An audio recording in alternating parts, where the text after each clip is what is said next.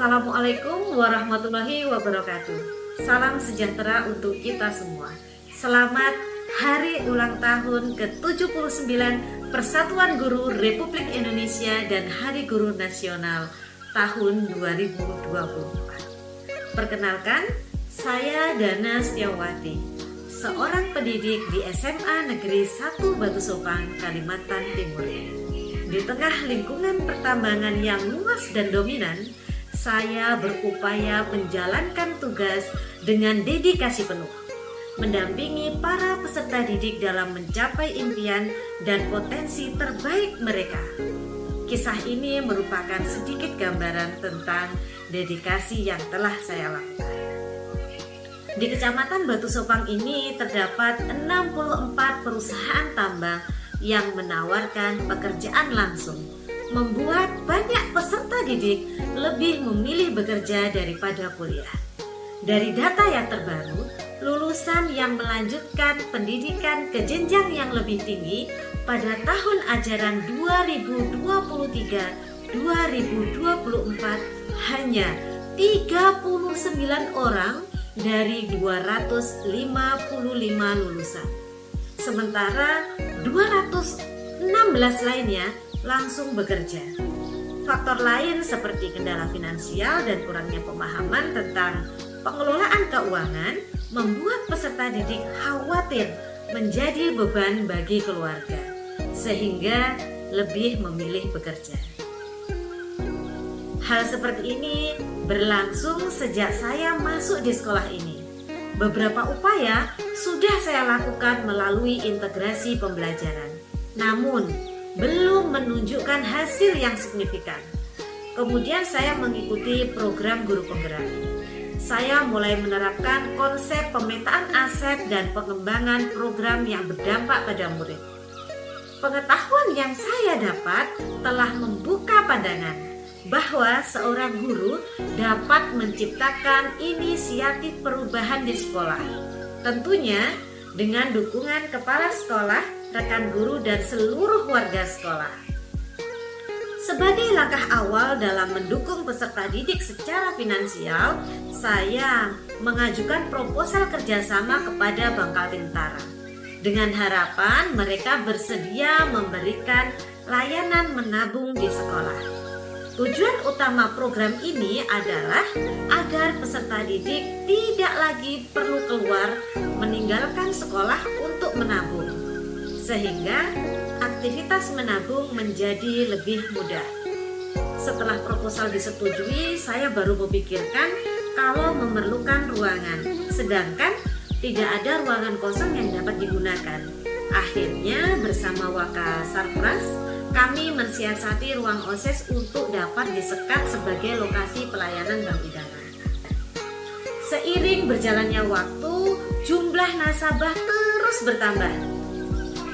Melihat antusiasme peserta didik, saya pun mengusulkan ide untuk mendirikan bank sekolah, di mana para petugasnya adalah peserta didik yang telah diberi pelatihan oleh Bangkal Tintara. Program bank sekolah juga disosialisasikan kepada wali murid. Dengan keterlibatan orang tua, peserta didik dapat belajar pentingnya tanggung jawab keuangan dan pengambilan keputusan yang dipertimbangkan dengan matang, sekaligus menjadikan tabungan ini sebagai langkah awal untuk mempersiapkan mereka menghadapi kebutuhan finansial di masa depan, termasuk perguruan tinggi. Perkembangan yang signifikan tentunya menuntut pengelolaan yang lebih intensif. Saya kemudian membentuk tim untuk mengawasi dan mendukung kelancaran operasional Bank Idaman. Suatu hari saya terinspirasi oleh konsep agen bank di masyarakat yang dapat melayani transaksi perbankan secara real time online dengan sistem sharing fee. Saya kemudian berbagi ide dengan tim. Kami kemudian mengadakan diskusi lebih lanjut dengan Bangkal Tintara untuk mengajukan ada program sejenis yang dapat diimplementasikan di Bank Idaman. Disebut Laku Pandai. Namun dalam persyaratan program Laku Pandai, sekolah atau pihak yang terlibat harus memiliki usaha. Di sekolah kami, satu-satunya usaha yang ada adalah koperasi sekolah kami yang bernama Rai Tungku.